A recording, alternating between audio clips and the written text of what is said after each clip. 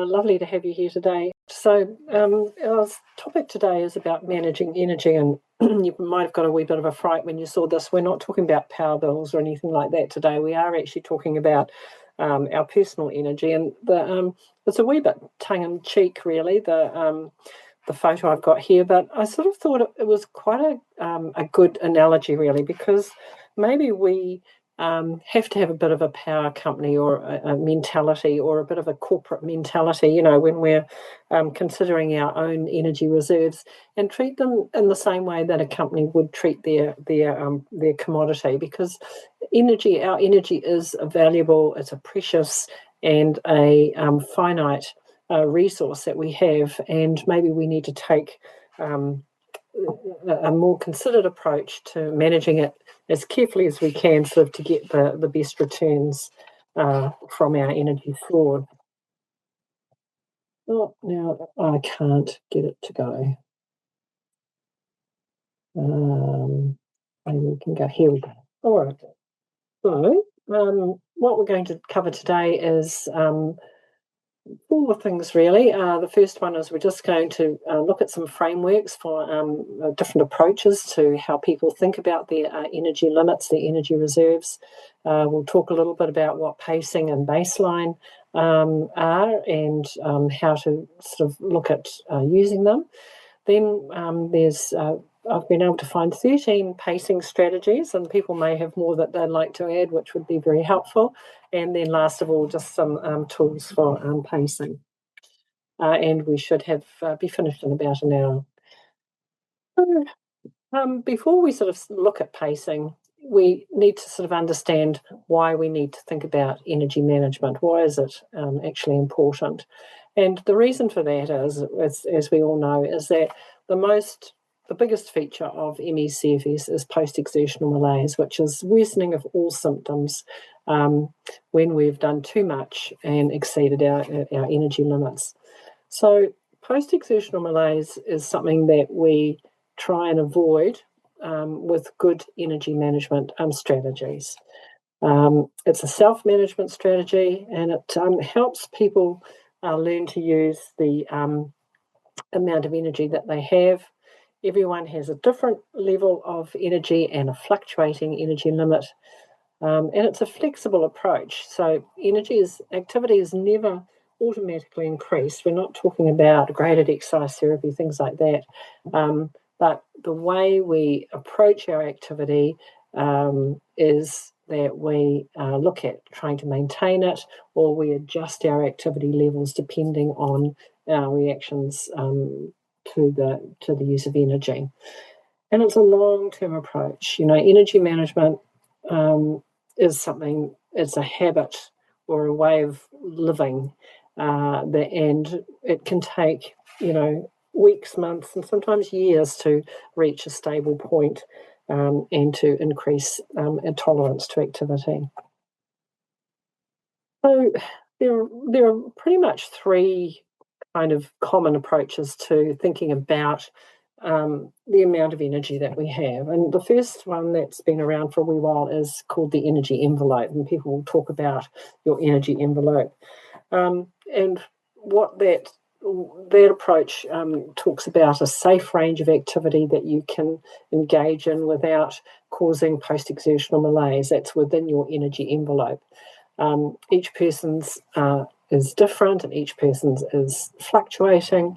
And when you exceed the envelope, you lead to crashes. So when you use too much energy, when you use more energy than you have in your envelope, you'll have a crash. And then conversely, staying within it requires careful self-monitoring and rest and activity adjustments. But it's quite a useful way of helping people identify where their baseline is, early warning signs of going over your available energy, and also strategies to widen the envelope slowly over time. The second approach is the spoon therapy, and there's other spoon theory, and there are other theories that align with this, like marbles in a bowl and things like that. And the basis of this approach is that you have you put a numeric value on the amount of energy that you have at the start of the day, and then every activity or everything that you do also has a numeric value, and you subtract it from your total. So you start the day with a certain amount of energy, whether it's spoons, a number of spoons, or whether it's a number of marbles, or whether it's a number of minutes, as one of the apps out there has. And then every activity that you do costs you some spoons or marbles or minutes. And then when you've run out of spoons, then you can do no more. That you have used your amount of energy for that day. And if you try and do more, that means that you're borrowing from tomorrow's stash of energy. And it's quite a kind of a simple and clear communication tool. And you can actually tell talk about it with other people, and they can understand very quickly what you're talking about. You don't have to sort of make excuses for how you're feeling. And a third approach is the battery, the unreliable battery and the unreliable charger. And I think this is a very relevant one in today's world, where we live with, attached to our devices, and people can relate to it sort of very easily. And really, what it boils down to is that everybody plugs in their charger at night when they go to bed to rest. A healthy person, when they wake up, will charge pretty much to 100%, whereas someone with an energy limiting condition like MECFS will wake up in the morning and be only a certain amount charged, 40, 50% charged maybe. And the theory is that people start the day with less charge, their batteries run down quicker, and they're slower to recharge. And also the other part about this theory is that the charger is unreliable, works better some days than others. So some days you will wake up feeling you have more energy, some days you wake up and you feel less, and there doesn't seem to be kind of a rhyme or reason for it. But another really good thing about this theory is that it shows rest as a recharge time, as a tool. So rest is a tool. It's not being lazy. Rest is the thing that you do to recharge your battery, to get a bit more charge in it, to help you carry on with what you need to do from there on in. So all of these models, and there may well be more other sorts of approaches as well, but what they have in common is that they show that energy is finite. The amount of energy we have is limited. It's unpredictable from day to day, it fluctuates, and it's non-renewable. And recovery from overexertion is slow and often non-linear, so we don't recover in a straight line. It can go up and down and be very variable. So it's really reinforces that we only have a certain amount of energy available to us each day, so we have to make wise choices about how to use it. And along with this is this thought of penny pinching energy. And so if you can save a little bit of energy here and a little bit of energy there, it's 5 cents here, 1 cent there. If you can save this energy, you can add it up. So it will compound. So a little bit of energy saved by doing this task, you can put over into your bank. Another bit of energy saved with another task you can add to your bank, and over a certain amount of time you may then get enough energy to be able to complete another activity. So it's really a great sort of visual way of understanding that kind of saving energy in one place, then it can be used in another. So today I'm going to be talking about pacing. So I'm going to be talking kind of in general principles, really, about what it is and how to sort of use it. There is another resource that you might find really, really helpful, and this is the Lorem Ipsum Life Hacks, Tips and Tricks for Living with MECFS. This is a really lovely presentation that was done by one of our members, and she's actually put a little booklet out to go with it. And this presentation talks really about practical daily examples of how you can pace. So it gives very, very good sort of day-to-day living tips and tricks, whereas I'll be talking today more about general principles. But you can actually find this on our website, I believe, and we also have the little booklet available for members too. If you want to get in touch, we can send it out to you. So I just wanted to start off with this little quote, because to me it's sort of very, it's somebody's personal reflection on how they found pacing, and how it sort of helped them in their life. And really it's about the fact that if we proactively manage our energy versus living in response or reacting all the time, pacing then gives you some control, and you don't have to live that life of reaction all the time. Even though, as I have been told by some people, pacing can give you a very small life to start with, but it can give you much more, you feel much better for it, and it can give you much more stable kind of life. So what is pacing? And so I remember talking to somebody that I met for the first time who just not long been diagnosed with MECFS, and she said to me, I hear a lot about this pacing business, and for the life of me, I can't understand how walking up and down in a room can make you feel better. And it's a pretty kind of deceptive sort of a name, really. Has anybody got any would like to contribute about what pacing means to them, or how they use it in their life? Any comments at all? No. Okay. All right. Well, let's move on and talk a little bit more about pacing and what it actually is. So pacing is an active management strategy. So you actively use it. As I said before, it's something that you do to sort of gain control over your lifestyle rather than kind of live in a state of reaction all the time. So you actively think about it, plan it, and do it. It's used to minimise the frequency and severity of post-exertional malaise, and you do it by managing your energy. And the aim is to be as active as possible without overexertion and without triggering post-exertional malaise.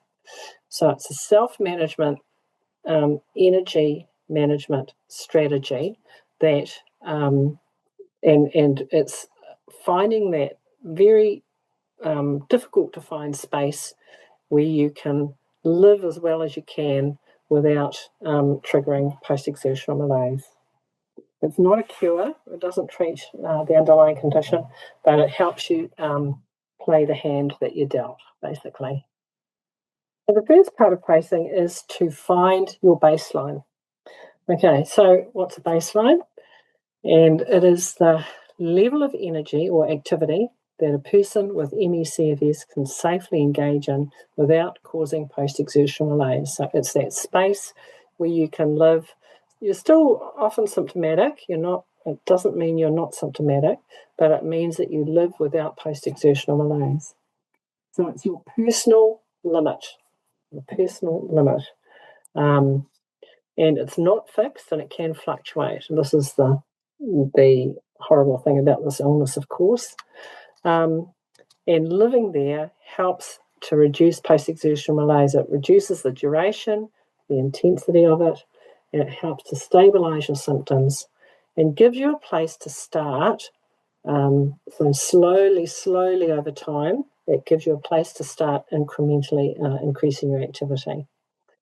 So living at your baseline gives you a more manageable and predictable life. That means that you're able to sort of stay in control. So how do you do this? First thing you have to do is find your energy envelope, or your place that you can exist in safely. Discover your triggers, and you have to be very careful with your self-monitoring. And the way that we usually say to people to try to do this is by completing a diary. Use a diary. And in that diary, basically, the most important things that you're doing is you record your activity and then you rate your symptoms. And you do it on a daily basis. And by doing this, you can start to see triggers or patterns in between what you're doing and how you're feeling. And it's also a very good visual record, because often, as we know, post-exertional malaise doesn't kick in for 2 or 3 days.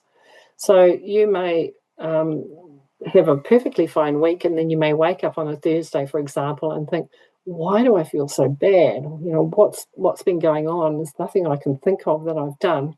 But if you look back 2 or 3 days, you may be able to then find, oh, actually, I did do that extra whatever, or I did walk extra steps that day, or I had a stressful event that day, whatever. And it helps you to sort of start to begin to see a pattern and begin to see how much you can do and maintain stability. The minimum, they say, do it for a minimum of 4 weeks to kind of get an overall sort of a picture of what you're doing. But some people find that they continue to do it for weeks and weeks, and it gives them a very good idea of how their life impacts on their energy levels. And then you can start to sort of drill it down a little bit. So you have a look at your overall activity levels. I've done so many things today, I feel like this. But then you can start to look at your mini envelopes in inverted commas. So, for example, have a look at your mental energy. So your mental energy be things that involve concentration, using your brain, obviously, doing cognitive activities. And then you start to think, well, how many hours can I spend on this without making my symptoms worse? Are some things less impactful than others? Like, can I watch TV longer than I can, read? Or, is computer work more draining than being on the phone, for example? So you can have a look at whether the different activities have different impacts. You can look at how long you can spend in a session before you start to get symptomatic.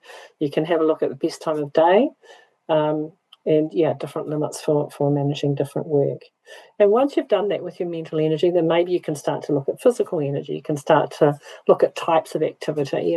Can I, am I better in an upright position, or can I walk longer than I can garden, or those sorts of things. And then you can sort of look at things like social energy to see, what causes symptoms in those areas as well. And then you can start to get a very, very specific picture of how you, by focusing on these different aspects, you can start to notice your reactions and get a very good feel for how much you can manage and what are your triggers.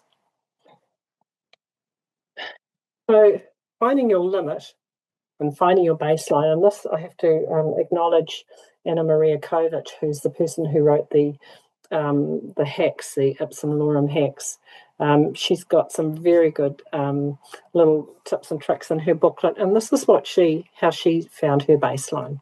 So she said the first thing you do is learn your early warning signs. What are the signs that are starting to alert you that you've done too much? And do you get a sore throat? Do you start to feel a bit agitated and twitchy? Do you get a headache? What are your early warning signs? Does your heart rate start to go up? Learn those things. Then think about your minimum activity level. The minimum is the minimum amount of stuff that you can stand to do in a day. Think about it, write it down. This is the minimum I can do in a day. Then you actually halve it. And you take half of that activity away and you live at that level. And if you're still symptomatic, you halve it again. So you can see that you can start to get to very small or low activity levels. But when you're at the level where you're not triggering post-exertion malaise, and you might have to go very low for that, then stay there for a wee while. Stay there for 4 weeks at that level if you can. And then very slowly and carefully, you can start to add things back into your activity. And I think this is quite a nice framework because it gives you a little bit more structure in thinking about how can I find my baseline, how can I approach it. Right. So what are some of the strategies that you can, once you've identified a baseline, what are some of the strategies that you can use to manage the energy that you have? Well, probably the most important thing to do is to reduce your overall activity level. And that's what we were talking about, trying to find that minimum level. So what are some of the approaches that you can do?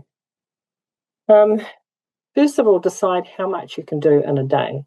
And this is what you'll get from completing your diary. Can I do 2 or 3 small things in a day? Can I just do one major thing like go out in a day? Is that it? All I can manage? Decide what is your level of how many things you can do in one day.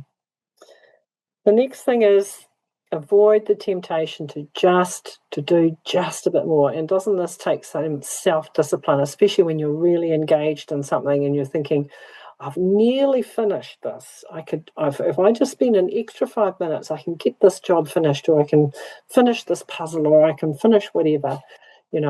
That's really important to think, no, hang on a minute, I need to stop now.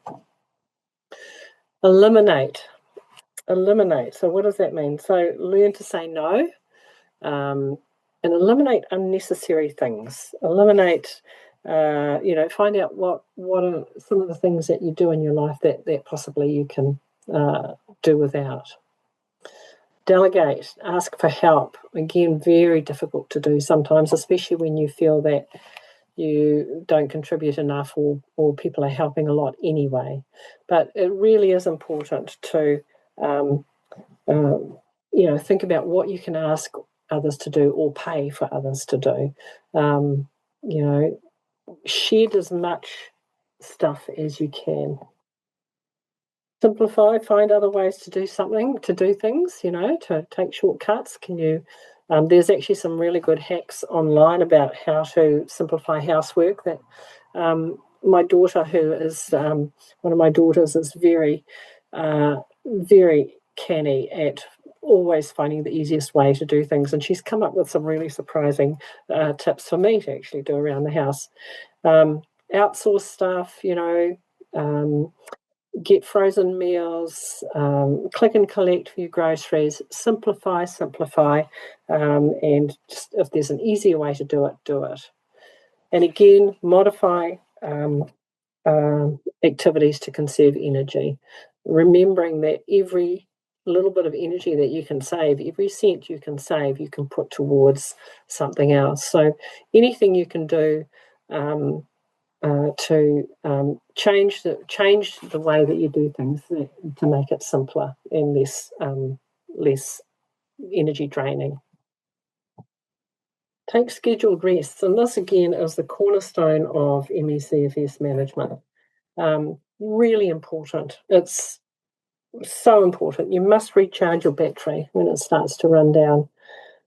And it helps to reduce the symptoms and get stability. And surprisingly enough, scheduled breaks can then reduce your total rest time. So if you are actively resting, I put in inverted commas, then you may find that you have enough energy to carry you through to whatever the next thing is that you need to do. So some of the things to think about is trying to avoid TV or social media or talking on the phone. And these are not resting. These are kind of low-level activities that actually still force your body to attend. So, using a relaxation or having some very gentle music on in the background, if you need things to occupy your mind, these can be kind of good distractions, but still be very calming. And it's even can be a good tool for people who have quite severe ME and who are not doing very much. And a story about this is a bedbound person thought she was always resting because she spent all of her time lying down. But when she looked at it, she realised she was actually being quite active. She was spending a lot of time on the computer. She was spending time on the phone. She was talking to people. And when she actually incorporated several rest periods into her day, where she did really reduced what she was doing, she noticed a big difference in her energy levels. And it can have quite immediate benefits. If you rest well, it can, it really does make a difference in terms of how you can continue your day. And something that someone else said to me, which I thought was very wise, she said, one of the things I've started to learn is that when I think I need to stop soon, that means I need to stop now. Okay, so set limits for individual activities. Sometimes it's really hard because we feel okay at the time and it's not until later that you pay for overexertion. Sometimes it's really hard to know when to stop. And so it can be a helpful thing to actually put limits on activities before you do them. So, for example, how far can you drive? And I know that, people will say 2 hours in the car is maximum. Can't do more than that ever. From 3 times a week out in the car, that's it. I'm not going to do any more than that. And the same with like socializing, for example, which can be really pleasant when you're actually in it, but later you pay for it. So sometimes it's really important to put a limit on it before you start to say, well, I can only spend half an hour or 10 minutes or whatever. And it's a good way to sort of help you with that is to use a timer. And I know someone, for example, who just gets out in the garden and just loses all sense of time. And before they know it, an hour and a half's gone and they spend the rest of the week paying for it. So she goes out and she puts a timer on her watch, and after 15 minutes she stops and goes and has a rest, and then that enables her to sort of go out again later and do some more. And then again, it's about a similar kind of thing to putting limits on is actually developing personal rules. And it can be, when you get really tired and you can get overwhelmed, and it's often very difficult to make decisions when you're in that state. And so it's good to have your own sort of personal rules about certain situations. Rules can be general or they can be very specific. Or you can sort of say things like, my rule is when I start to feel so-and-so, so-and-so, so-and-so, then I so-and-so, so-and-so, so-and-so. So if you're starting to recognize that you have this particular feeling perhaps of being overwhelmed or too many people or whatever, then your rule is that I stop then and I go inside or whatever. So making your personal rules to preempt certain situations can be really helpful with decision making when you start to feel really, really tired and overwhelmed. Strategy number 5 is about short activity periods and also activity shifting. So first of all, that looks like breaking something down into shorter tasks. So, for example, if you feel that you need to do some housework, in the past you may have done an hour's worth of housework and it would have been fine. Now your approach might be to do 10 minutes, stop for 5 minutes, do 10 minutes, stop for 5 minutes, do 10 minutes, stop for 5 minutes. And that might be the way that you can then complete that particular task.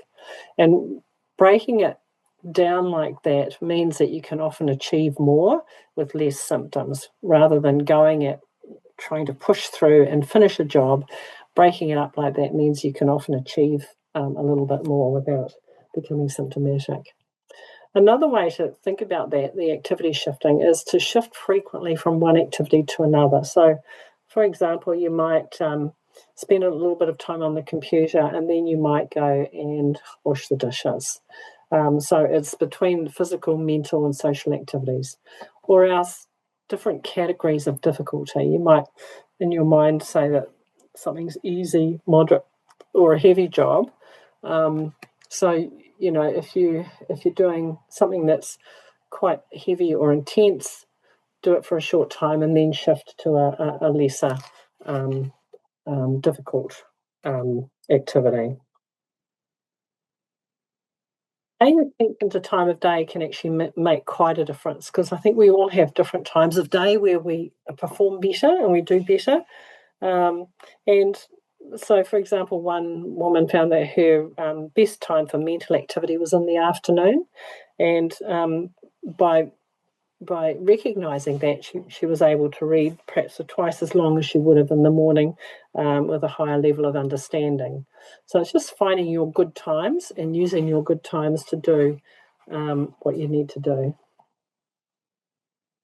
Keeping a health log or a diary. So, as I mentioned earlier, a diary is a very good tool for finding your baseline, but people can also, a lot of people also find it really helpful to help them stay on track during their day-to-day activities as well, because yes, it gives a picture of your limits and the connections between activity and symptoms, but it also helps you look at things like clustering your activity, clusters of activity, or smoothing out your activity patterns. So, for example, rather than, as one person I know, what she does, she has a very quiet week, but then she has 3 things that she must do on a Friday. She must take her friend shopping for groceries, she must do her little church cleaning job, and she must pick her daughter up for the weekend.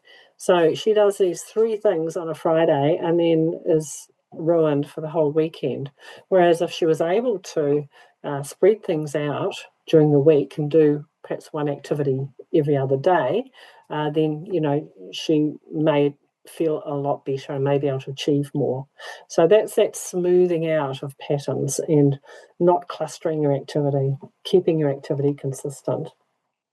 And diaries can also help to keep you to account, because you can, if you're recording what you're doing, you can actually see what you're doing and you can see very clearly if you're overdoing it. And it can also help with motivation, because you can, it's a way of recording your really good efforts in terms of managing your energy. Making the mental adjustments. Again, it's learning a different way of approaching, a different mindset. And it's, as someone said, it's not resignation. You're not resigning yourself to a terrible life, but what you're doing is acknowledging that you have to live a different kind of a life. And someone else said it's a shift from trying to override your body's signals to paying attention to when your body tells you to stop or slow down. It can be so difficult because we spend years and years pushing through and ignoring our bodies to get the important things in our life done. And suddenly to have to switch to paying really close attention to what your body's telling you can be quite a difficult thing. And the other thing is changing your self-talk, from guilt to acknowledging that your body needs to heal. And this is particularly important, I think, for resting. Someone said that she used to feel guilty when she had a nap, and now she says things like to herself, like, I'm helping myself to be healthy. I'm saving energy to spend time with my husband or play with my grandchildren. I'm allowing my body to heal, to recharge. And I think it's changing that mindset, changing that approach, and that can be really helpful. And rest can feel like a really heavy burden. You can feel like you spend all of your day resting. But if you calculate it, if you look at it objectively, 1.5 hours resting is only 9% of your day. 2.25 hours is 15% of your day. That is not a large price to pay or a large amount of time to allow your body to recharge so that you can continue to do the things that you need to do.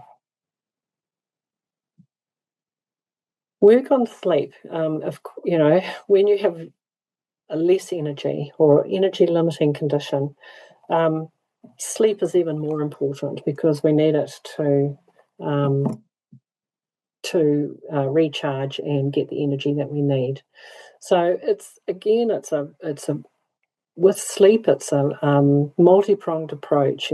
There's not one thing cures all, and sometimes it's a result of doing many little things to make things better.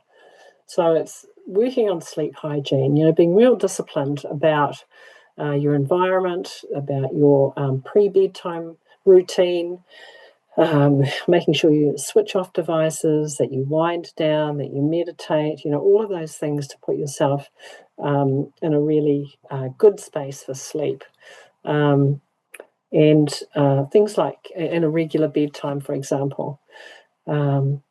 Sleep apps are a really useful tool, very useful. There's all sorts of things you can get, from white noise to rain music to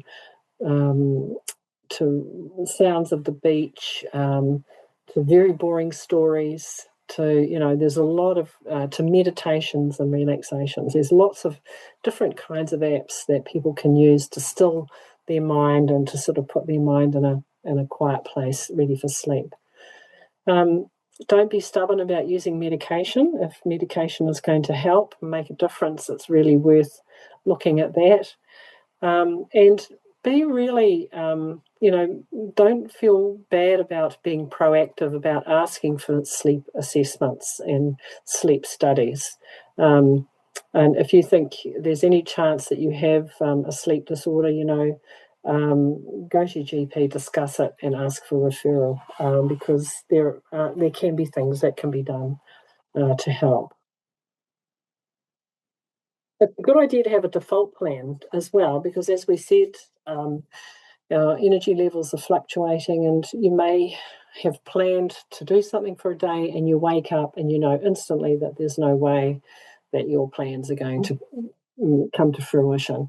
So have a plan for good days and a fallback plan for bad days.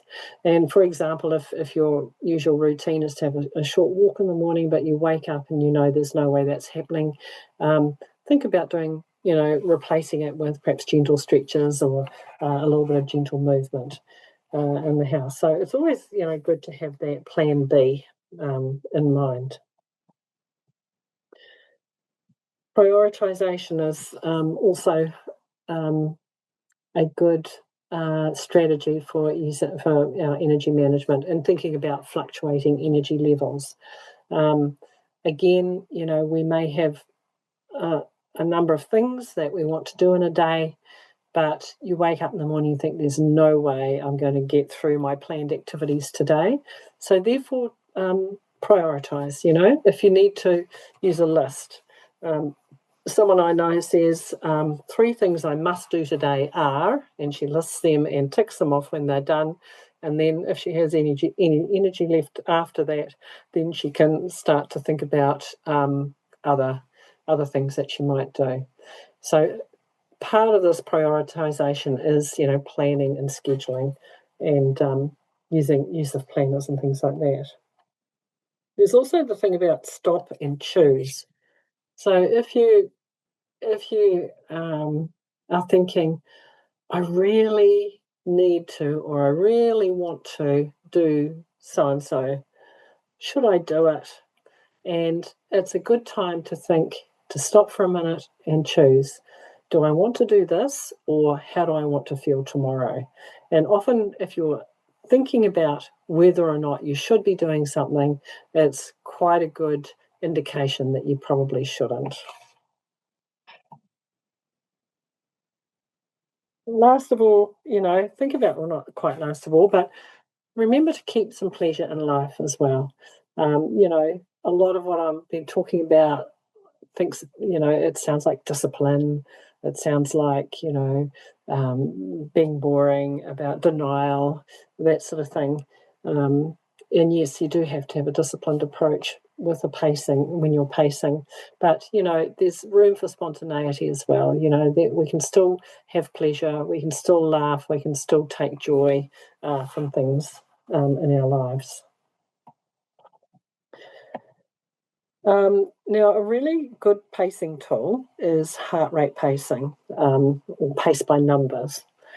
And keeping a good eye on your heart rate some people find that a really helpful tool because it's an objective number and it's quite an easy thing to do, and it can help create boundaries and gives us real-time feedback about when we need to stop doing things.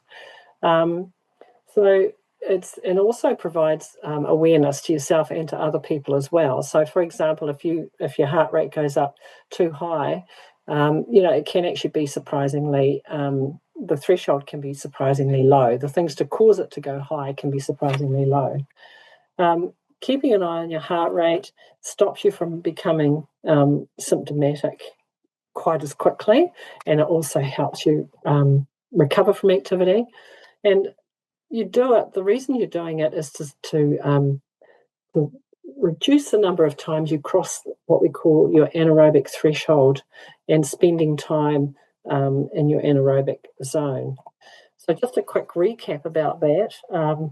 The aerobic energy system is what we use in our day-to-day activities. It's when the body uses the available oxygen to create energy, and it's what we use just to do our daily activity.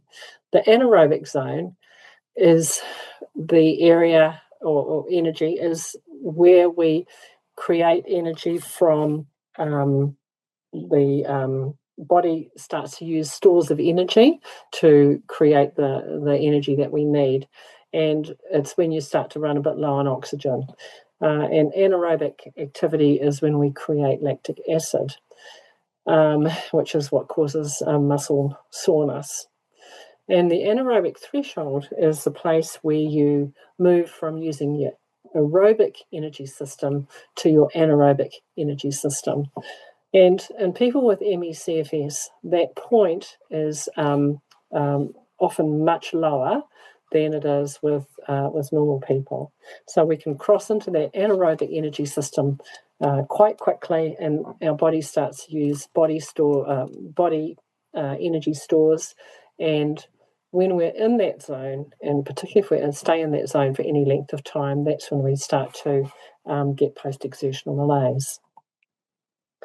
So to find your own anaerobic threshold, there's a couple of ways that you can start to having a stab at it. The really only way to do it is to do a test in a lab, which is not available to everybody, and it's not a good idea to do it either because it pushes you into post-exertional malaise. But we can estimate where our anaerobic threshold would be, and then you can sort of start to test it out yourself to see if it is actually around that place. So there's two ways of doing it.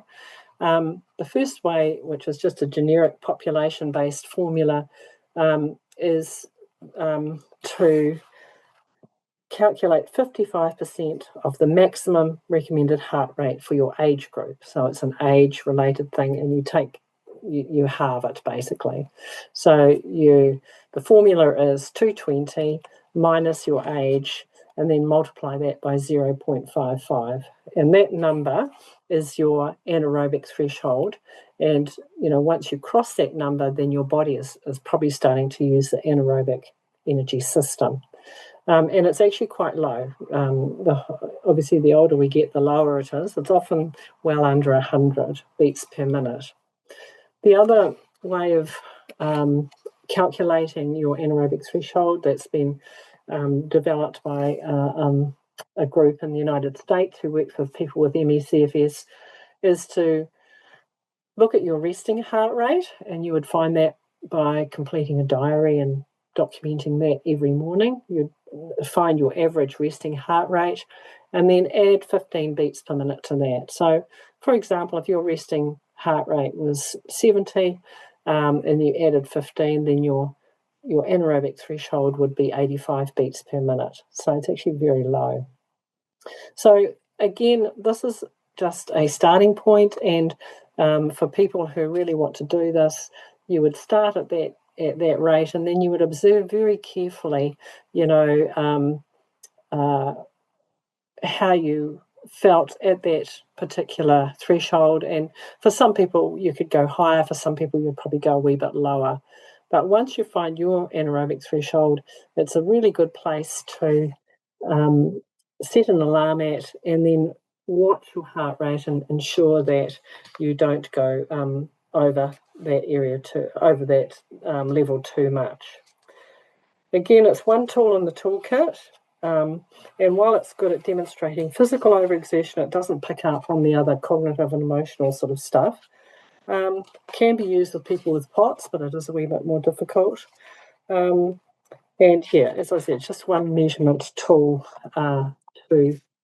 that people could use to help with pacing. Another one is heart rate variability.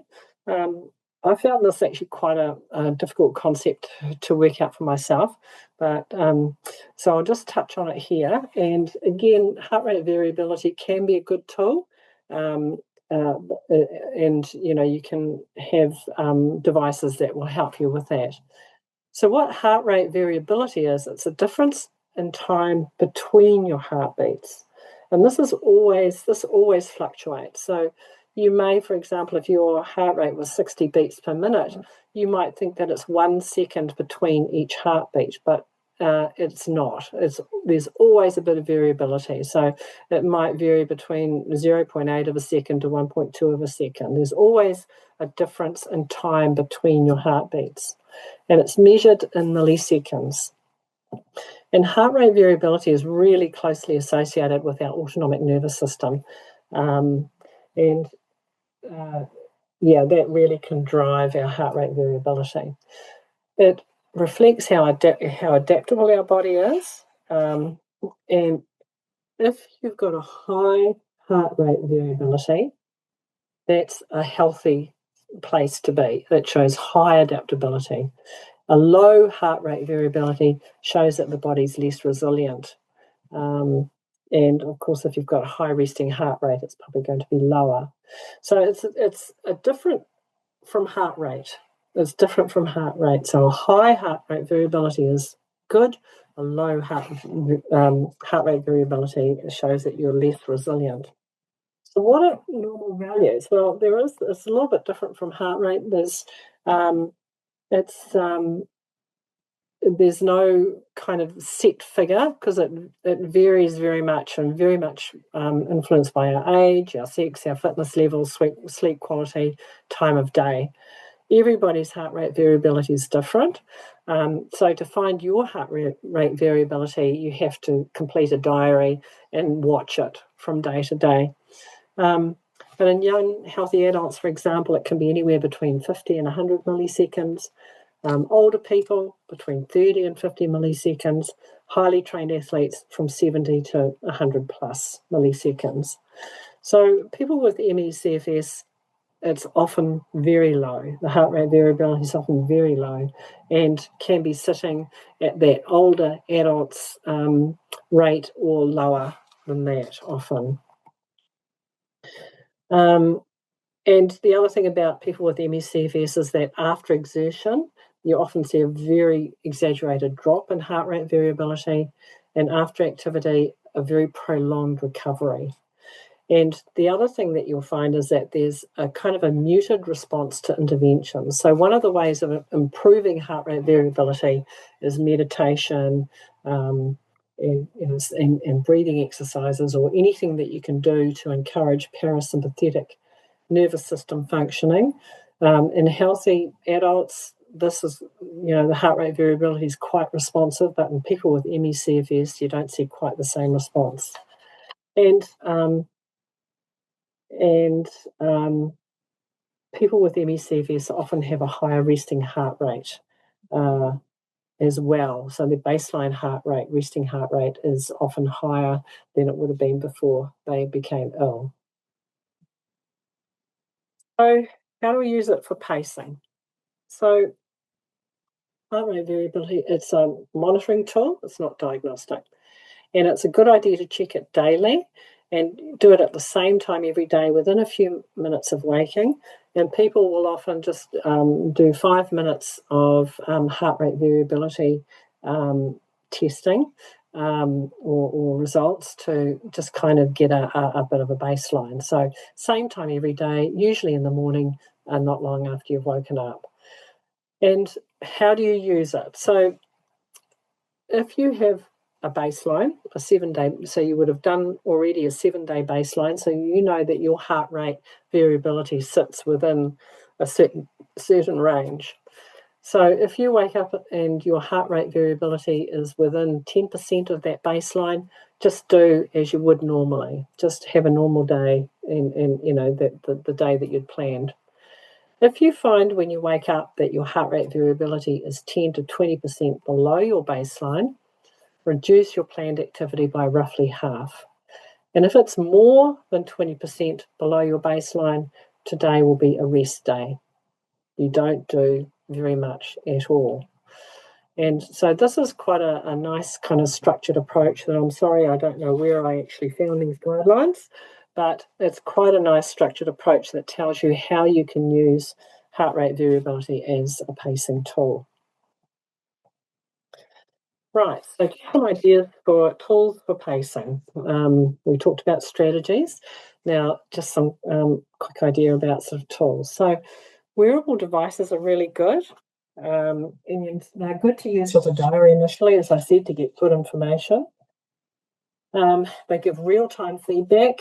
The more expensive devices definitely are better in terms of the information that they give you. So Garmin and Polar, for example, are two that are recommended by people who use them a lot.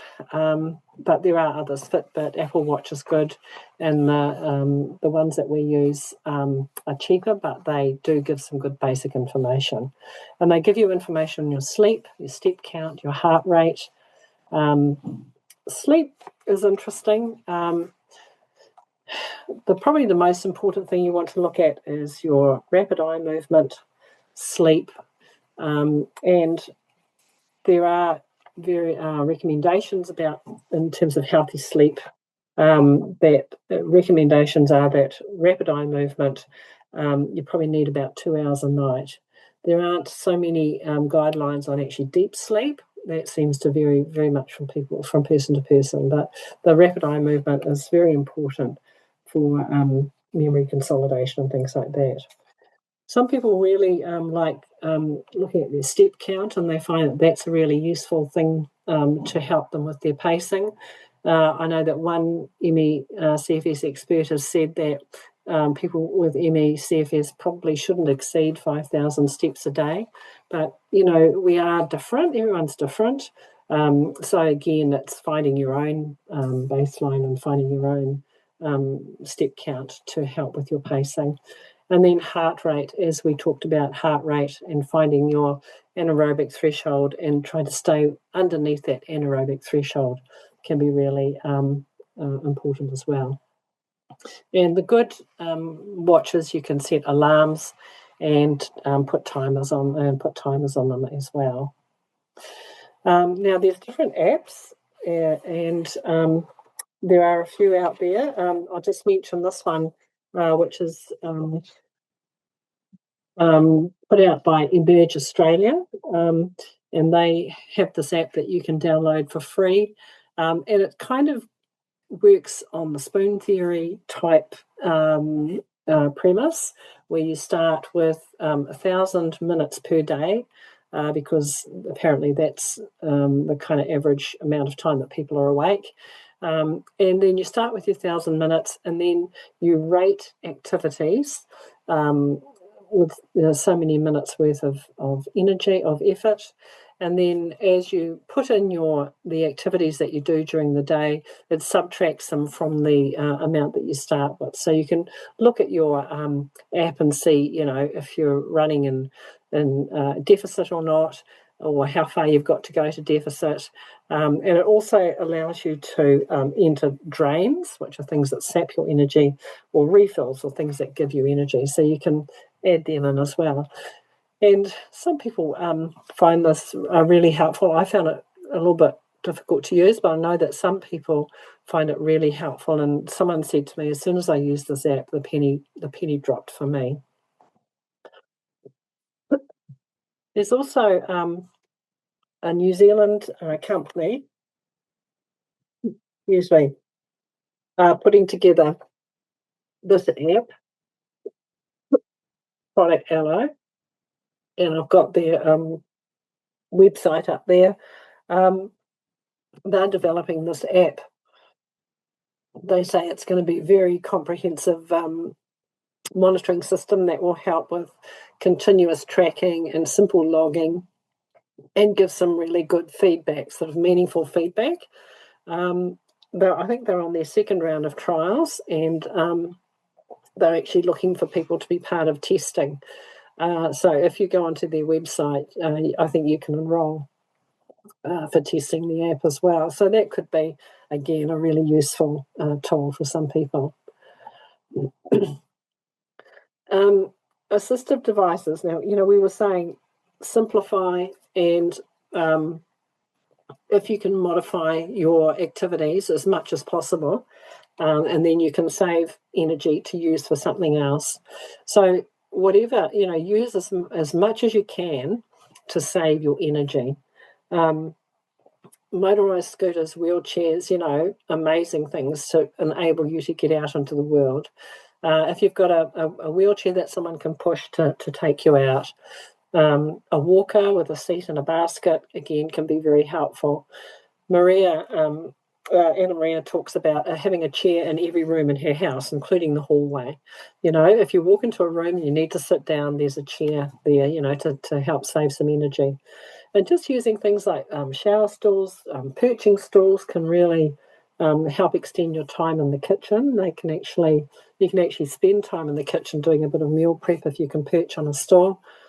And using things like parking permits so that you don't have so far to walk, reach tools, things like that.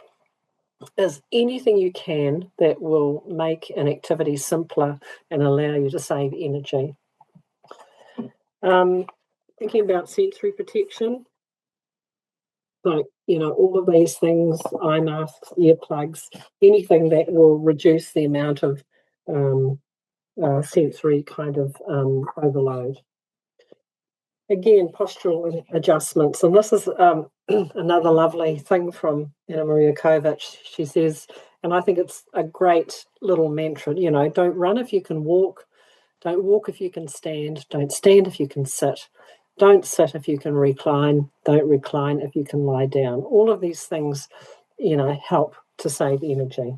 And if you're sitting down, keep your legs up too as much as you can. So these things can really help.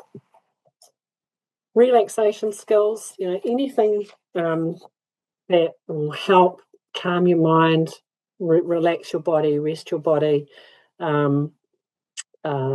All of these things, mindfulness, relaxation, yoga, Tai Chi, breathing techniques and meditation, they help to really promote the parasympathetic nervous system. And I guess the acceptance, and I put this little quote in here from this man who said, when he got sick, he'd been a very high achiever all his life. He'd worked really hard at his job. Then he had this major illness that he couldn't recover from. So instead of focusing all of his drive and determination and ambition that he'd been directing to his job, he diverted it to getting well. And what he did was made himself sicker in the process. And it's sort of like he realized that he'd missed the point. He instead of working to make himself well, he had to learn to reverse, to accept and to live with the illness rather than fighting against it. And that's how he was able to start to recover. thing on managing crashes when you get a crash. So there's no real definitive treatment, but things to think about when you're in a crash: immediately stop what you're doing, stop and rest. Just absolutely don't try and push through. Increase your fluids and electrolytes. And I was talking to someone today she's saying, she said, "Oh, I'm in a bad day. I know I overdid it in the weekend. I've got a bad day today. I've got my spinny head. I've got my dead, heavy muscles. I'm just feeling really awful." She said, "I've had my usual electrolyte." She said, "But in a minute I'm going to get the Powerade out of the fridge, and that'll be my extra electrolytes for the day." She said, and it really helps. And just reduce sensory input. Just really rest and calm and reduce that overload and overstimulation.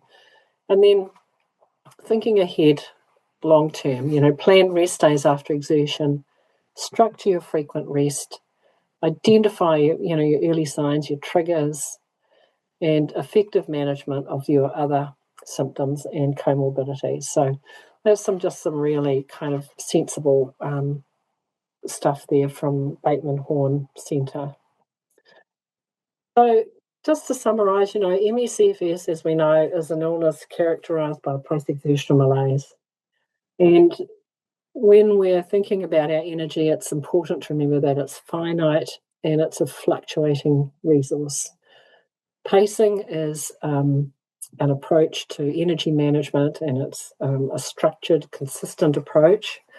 The most important thing to do is identify your baseline and then think about the pacing strategies that are available and try and apply them to your own life. And use your tools to monitor your energy and save energy for the future.